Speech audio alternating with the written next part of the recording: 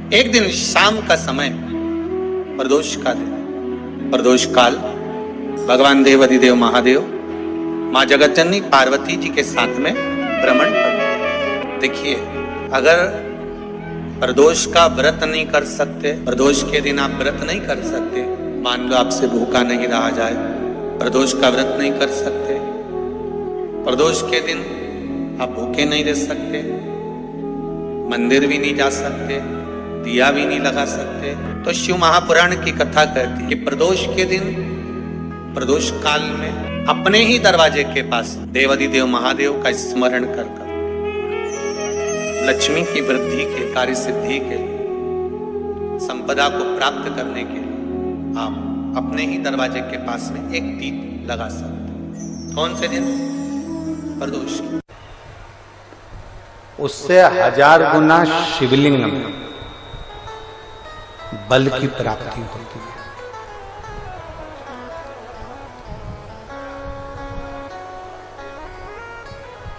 प्रदोष के दिन यदि आपको कहीं से शमी पत्र मिल जाए, प्रदोष के दिन यदि कहीं से आपको शमी पत्र मिल जाए और प्रदोष काल में, प्रदोष का जो समय होता है, शाम का जो समय होता है प्रदोष काल, 4 प्रदोष 5 प्रदोष आप कर देखिएगा कि आपका कोई काम है, कोई नौकरी के लिए आप अप्लाई कर रहे हैं, कोई समस्या बड़ी विकट आ गई है, कोई तकलीफ, बड़ा गला पकड़ रहा है बेटा, कोई तकलीफ विकट आ गई है, कोई समस्या विकट आ गई है, प्रदोष के प्रदोष काल में अगर एक शमी पत्र भी आप घर के शिवलिंग को, अब ये करने के लिए आपको मंदिर पे शिवलिंग नहीं जाना, अपने घर में जो शिवलिंग, चाहे वो स्फटिक का हो, पारद का हो, कंकर शंकर का हो, लकड़ी का हो, जो शिवलिंग तुम्हारे घर में, कांच का हो, चाहे वो नर्मदा के कंकर का हो, नर्मदेश्वर हो, पाषाण का हो, जो शिवलिंग, चांदी का हो, सोने का हो, तांबे का हो, पीतल का हो, जो शिवलिंग तुम्हारे,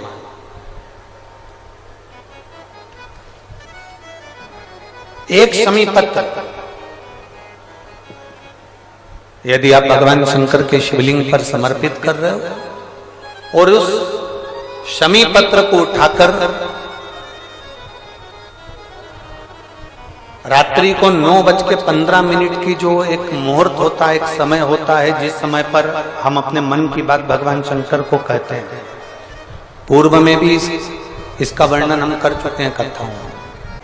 उस 9:15 पर वो शमी पत्र को उठाकर एक कागज में, एक कटोरी में उसको रखते थे। 4 या 5 प्रदोष के उस शमी पत्र को अपने पास में रखिए और जिस कार्य के लिए जा रहे हो उसको जेब में ऊपर के भाग में उसको रखकर लेकर जाइए, आपका वो कार्य सफल होकर ही रहेगा, वो रुक नहीं सकता। शमी पत्र में इतना बल होता है, प्रदोष का जो शमी पत्र होता है वो बड़ा बलवान होता है, बड़ा एक पत्र है। 2 चीजें बड़ा स्मरण में रखिएगा। एक, बैसाख महीने में मट्टी के पात्र का जल, जब बैसाख का महीना आए ना, जितने यहां बैठे और जितने आस्था चैनल पर सुन रहे हो, जितने फेसबुक यूट्यूब पर कथा श्रवण कर रहे हैं, जितने मोबाइलों पर देख रहे हैं, प्रयास करना,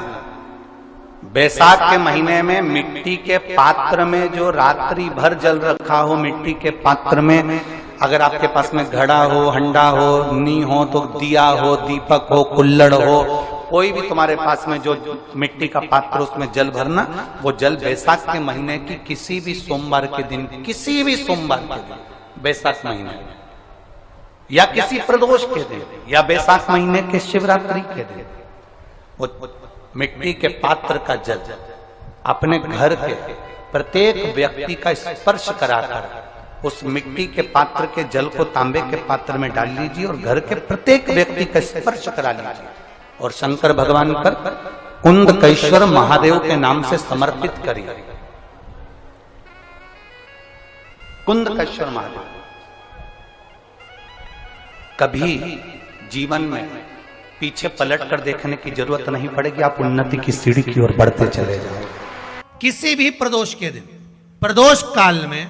एक बार लगा दे, उसके बाद में अपनी कामना कर कर बेलपत्री एक छोटा सा उपाय अवश्य करिएगा। अगर बच्चे कोई एग्जाम में बैठ रहे हैं या कंपटीशन एग्जाम है या नौकरी के लिए अप्लाई कर रहे हो, मान लो 4-6 महीने से बैठे हो, 8 महीने से बैठे हो, सर्विस नहीं है, नौकरी नहीं है, तो एक छोटा सा उपाय अवश्य करिएगा शिव महापुराण का। महाराज बेलपत्री के पेड़ के नीचे विराजमान होकर, बेलपत्री के पेड़ के नीचे जिसको नौकरी के लिए या एग्जाम में बैठ रहा है वो जल चढ़ाए, बेलपत्री के पेड़ के नीचे थोड़ा सा दूध चढ़ाए, फिर जल चढ़ाए और अपने राइट भाग में घी का दिया और अपने लेफ्ट भाग में तेल का दिया। किसी भी प्रदोष के दिन, प्रदोष काल में एक बार लगा दे, उसके बाद में अपनी कामना कर कर बेलपत्री के पेड़ के नीचे धोख लगाकर प्रणाम कर कर आ जाए और चले जाए इंटरव्यू के लिए, बाबा उत्तीर्ण करा ही देगा, नौकरी दिलाए। जिस दिन रविवार की प्रदोष पड़े उस दिन एक लाल वस्त्र में पीली सरसों रखकर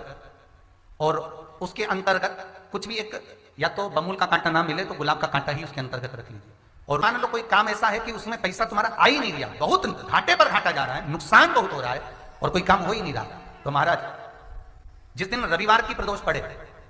उस दिन एक लाल वस्त्र में पीली सरसों रखकर और उसके अंतर्गत कुछ भी एक, या तो बमूल का कांटा ना मिले तो गुलाब का कांटा ही उसके अंतर्गत रख लीजिए और उसको शिव मंदिर का स्मरण कराकर शंकर भगवान का नाम लेकर रू भैरव, कौन सा भैरव है उसकी भी कथा भी आने वाली है। ये दारुक नाम के राक्षस का संहार करने के लिए जब माता अवतार लेगी तब शंकर भगवान बच्चे का रूप रखकर रोएंगे, तो शिव जी का एक नाम होगा रू भैरव। ये भैरव कहां पर रहता है, तो कहा ये शमशान में रहता है। कहां रहता है ये भैरव? शंकर का जो एक अवतार है रू भैरव, ये भैरव अवतार शमशान में रहता है। तो इस भैरव का काम क्या है, तो कहा शमशान में, शमशान की जो अग्नि होती है भले की लकड़ी रहे, भले उसमें कोई पदार्थ डाले ना डाले,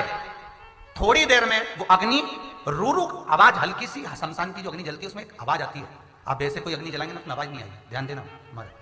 शमशान में अगर जो लोग गए होंगे मुर्दा जलाने के लिए, तो अगर वो एकांत में बैठेंगे तो उसमें से एक आवाज आती है रू रू। तो शिव पुराण कह रही है कि उस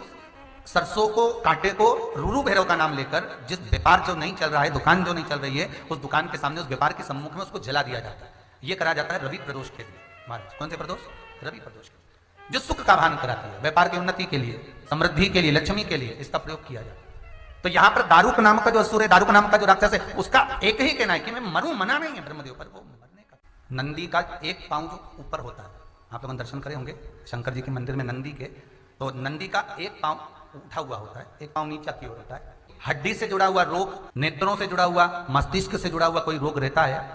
तो एक नीले कलर का फूल आता है महाराज, उस फूल में हल्दी डालकर गुरुवार का प्रदोष पड़ने पर जो नंदी के पांव के पास समर्पित कर देता है महाराज, उसका रोग धीरे धीरे समाप्त होने लगता है। लिंग पुराण कहती है कि नंदीश्वर भगवान के सामने जो पुष्प समर्पित करा जाता है उसको, ये तो लिखा था स्कंद पुराण और शिव पुराण, लिंग पुराण कहती है जो फूल आपने समर्पित करा उसको लाकर पानी की बाल्टी में डालकर आप स्नान भी कर सकते हो, उससे भी हड्डी के जितने रोग होते हैं उसमें आराम लगने लगता है। जैसे कहीं शरीर नहीं चल रहा, हाथ झुन्न पड़ रहा है, हाथ काम नहीं कर रहा, हाथ में झुंझुनी आ रही है, कंपन आ रहा है, जैसे मान लो कोई काम, चाहे वो शनिचरी प्रदोष हो, चाहे रविवार की हो, सोमवार की हो, मंगल की हो, बुधवार की हो, गुरुवार की हो, शुक्रवार की हो, शनिवार की हो, कोई भी वार की हो, प्रदोष, प्रदोष काल में शाम का समय सूर्य डूब रहा हो, बस डूबा ही हो, और उस समय पर केवल 3 दिन ऐसे रहेंगे, 3 बार ऐसे रहेंगे, 3 तिथियां ऐसी रहेंगी, 3 समय ऐसा रहेगा जिस समय पर तेरे द्वारा निर्मित शूल को भी शिव धारण करेगा और जगत का कल्याण करेगा। 3 दिन, 3 तिथियां, 3 बार, 3 नक्षत्र, 3 घड़ी, 3 पल।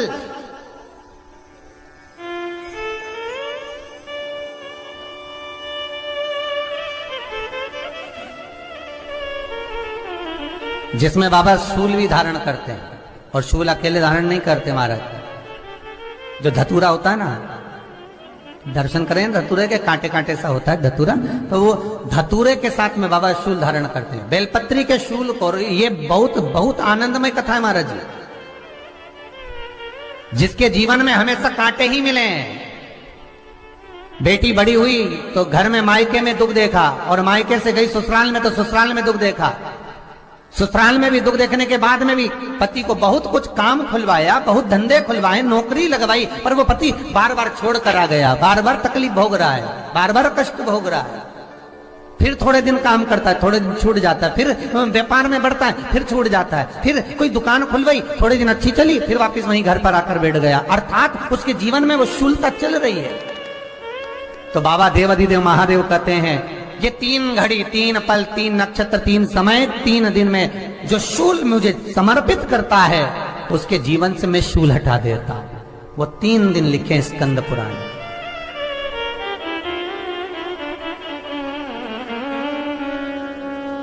महाराज, बैसाख महीने में जो प्रदोष आती है, बैसाख के महीने में बहुत ध्यान से सुनना भाई, जो अपनी जिंदगी से बहुत तंग आ गए हो, परेशान हो गए हो, कष्टमय जीवन जी रहे हो, बहुत दुखी हो गए हो, उनके लिए ये स्कंद पुराण का चरित्र फिर मिले ना मिले, आप प्रेम से सुन लो भाव से। पहला, बैसाख महीने की प्रदोष, चाहे वो शनिचरी प्रदोष हो, चाहे रविवार की हो, सोमवार की हो, मंगल की हो, बुधवार की हो, गुरुवार की हो, शुक्रवार की हो, शनिवार की हो, कोई भी वार की हो, पर बैसाख महीने की प्रदोष, प्रदोष काल में शाम का समय सूर्य डूब रहा हो, बस डूबा ही हो, और उस समय पर सूर्य के डूबन के तुरंत बाद बाबा को धतूरे के साथ में बेलपत्री ना चढ़ाते हुए, बेलपत्री के वृक्ष के 7 कांटे बाबा के शिवलिंग पर समर्पित करे जाते हैं महाराज, अपनी जिंदगी में अड़चनों को हटाने के लिए। फिर आप जिस व्यापार में उतरे, जिस व्यवसाय में उतरे, जिस नौकरी में उतरे, आप दिल से करें, आपको तरक्की मिलेगी, आप हार नहीं सकते।